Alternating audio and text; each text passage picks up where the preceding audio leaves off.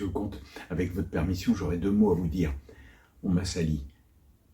On a dit que j'étais un voleux, que j'avais pris vos faisans en parquet. C'est des menteries. Et les menteux sont ceux-là qui m'ont jeté la honte pour écarter la méfiance de leur tête. L'homme qui a volé vos faisans, c'est le gars de Bouchebranc. C'est Vola. Il les a vendus à Trochu, pas tellement gros d'argent vu que les poules étaient malades, qu'elles se languissaient du bail-bec.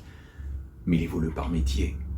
Voleux tout et n'importe quoi. Attendez voir, monsieur le comte, je me doute bien, pardi, qu'ils ont su se garder. C'est des malins, ils se soutiennent et moi je suis tout seul contre eux. C'est pour ça, justement, que j'ai voulu vous causer. Une fois que vous m'aurez écouté, vous pourrez voir, si vous voulez, de quel côté se tient la vérité.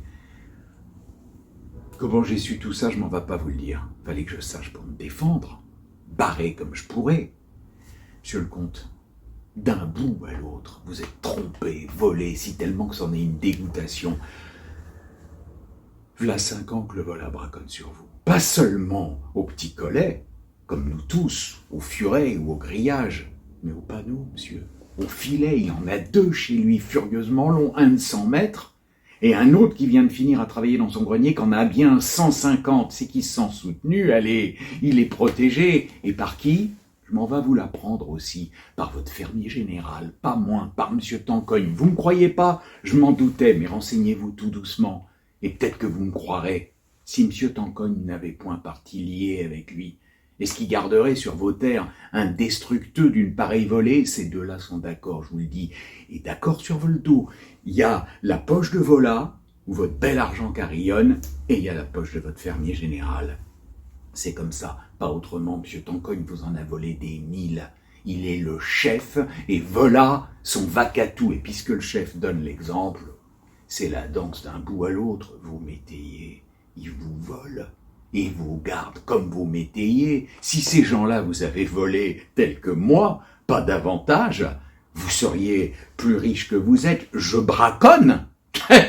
Et eux, dont je vous ai parlé de Vola, de ces filets à panoter. Je pourrais vous montrer, quand vous voulez, vos passés au taillis, où vos chevreuils viennent s'étrangler. Monsieur Tancogne partage, quand il vend pas tout lui-même. Les autres font ça moins grand. Ouais. Bien, n'empêche que Boissineau et Malater savent se servir de leur grillage, des meusses sous les fils de fer. C'est vite fait, les lapins y passent, entrent dans leur champ et dévorent leurs sous. Boucher les meusses, c'est pas plus malaisé que de les ouvrir. Les lapins, une fois enfermés, les gars s'amènent avec leurs chiens et font leur récolte de pois la nuit. Et quand arrive le jour, vous les voyez pleurer aux dégâts du gibier, crailler leur avoine et leur blé.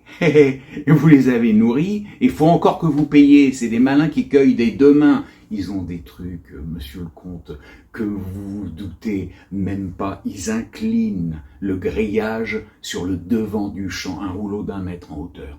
Un bavolet de moitié par-dessus. Les lapins grimpent, hop là, et les voilà à table. Mais pour sortir avec cette pente à rebout, ils sont pris comme poissons dans la nasse. Les chiens ont belle de s'étrangler encore. Et ils s'étranglent de quoi ? Avec les lapins.